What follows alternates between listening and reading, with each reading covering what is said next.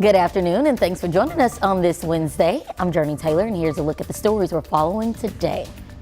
In Gaza, some injured Palestinians and foreign passport holders are being allowed to leave. More on the new developments on the ground, plus the funding fight in Washington over aid for Israel. Also, the North Little Rock School District plans to give a makeover to some of its buildings. Now they're looking for feedback from the public. And months after burning down, this Russellville staple is finally back serving its loyal customers, now in a new location. All of that plus more, but first we have a look at weather with meteorologist Nathan Scott, and I am sure the big talker today in the office, at the schools, around town, Nathan, is how chilly it is. It is cold. Good afternoon, Jurnee. Yeah, the calendar says it's November 1st, but it feels more like December out there, especially this morning. We had our first freeze here in Little Rock. Jack Frost and Mr. Freeze came to visit my garden, so my tomato plants, pepper plants, they're done for the season.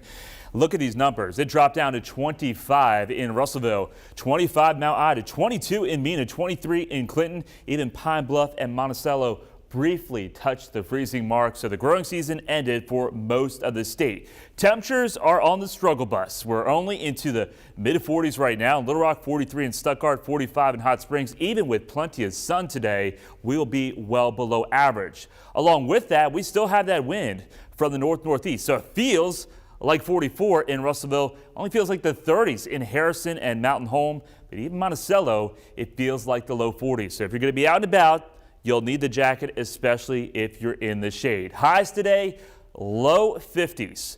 But guess what? There's some warmer weather headed in our direction. I'll let you know how warm it's going to get and have your weekend forecast coming up. All right, Nathan, thank you. We begin with national news. Israel's military took aim at a refugee camp in Gaza for the second day in a row, claiming there are Hamas targets in the area. Now, that comes as some injured Palestinians are getting much needed medical help. Natalie Brand has the latest. Ambulances carried injured Palestinians across the border into Egypt for treatment Wednesday morning, while hundreds of foreign passport holders were also permitted to leave Gaza, some on foot, others in buses. U.S. diplomatic sources say Qatar brokered the deal between Egypt, Israel, and Hamas for the first limited evacuations from Gaza. A Palestinian Authority spokesperson says 81 badly injured people will be treated. The latest developments come as Israel intensifies its attacks in Gaza. IDF missiles hit a densely populated refugee camp just 2 miles south of the border. Hamas claims many civilians were killed and injured, while Israel says it targeted and killed a Hamas commander and other militants and destroyed a tunnel complex. Here in Washington, there's a political battle over funding for Israel. The Republican-led House wants a standalone bill for Israeli aid, but President Biden has said he'll veto any bill that doesn't also include additional money for Ukraine. Many senators from both parties also want to keep the funding together. It would be a huge mistake to separate this package, and we've got to have strong border provisions. So I will not support separation of the package. The Biden administration is also closely monitoring any developments concerning the more than 200 hostages, including a number of Americans. A spokesman for Hamas claims the group will begin to release foreign hostages in coming days, though Israeli officials say there's no hostage deal in sight. Natalie Brand, CBS News, Washington. In Portland, Oregon, more than 4,500 educators are on strike today for the first time in the district's history, following months of unsuccessful negotiations for a new contract over issues like cost of living increases, class size limits, and mandatory staffing levels. The Teachers Association say that their demands are just, though Portland Public Schools say that it is limited by fixed revenue. In local news, the North Little Rock School District is looking for the community's feedback on a proposal to give a couple of district buildings a makeover. The school board hosted a series of community forums to discuss their capital improvement project. It includes a total millage of $2.6 million to reconstruct North Little Rock Middle School and renovate the old main building, planning to turn it into a public charter school within North Little Rock High. Superintendent Gregory Paluski says these changes are necessary to add to the culture and climate of the school and attract families back into their district. You know, one of the things that we've had a challenge with here in North Little Rock is we've lost over 1,500 students in the last decade. That's about $8.6 million in revenue that we've lost. So part of our challenge is to attract families back to North Little Rock. The North Little Rock School Board will meet again on Thursday to share an updated community survey and ask for more community feedback of how they should move forward. Little Rock City directors are working to improve renter laws. Hosting a meeting last night, they called on some renters, many of whom say they've dealt with unsafe living conditions. Now the directors asked how they could help the situation, and after an hour-long discussion, the board agreed to look into more detailed inspections and possibly adding more staff. THV 11's Ashley Godwin has more. I deal with mold and flooding with very little done to that. Crystal Alexander Berry and her husband, Amantrick Berry, lived in a Little Rock apartment complex for 5 years.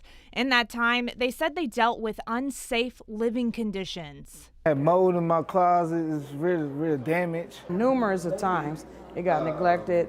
We did bring that issue up to them more than once, and they just neglected the issue. The Little Rock directors are now trying to figure out how to make these problems go away for renters. In the last few years, I don't think we ever have done systematic rental inspection. And with 5 officers, I don't see how you can. There are 50,000 registered rental units in Little Rock, and each year, 20% of those properties are supposed to be inspected. That's 10,000. So far this year, only 2,000 have been inspected.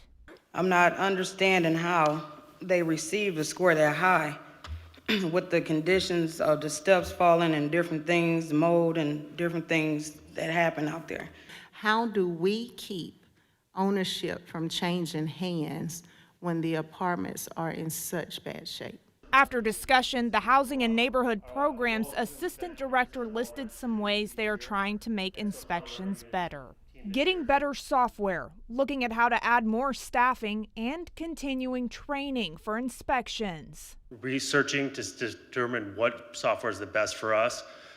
We do have a meeting tomorrow with the company, so we're hoping by the end of November to have something in place for our officers to start using. Now there is a way to reach the city inspectors if you would like your rental checked out. You can dial 311 and it will direct you to getting that scheduled. Also at last night's board meeting, State Representative Tippy McCullough and State Senator Clark Tucker presented a legislative citation for the late Bruce Moore and his family. Moore's fiance was there to receive the honor. He passed away last month and was the longest serving city manager in Little Rock's history.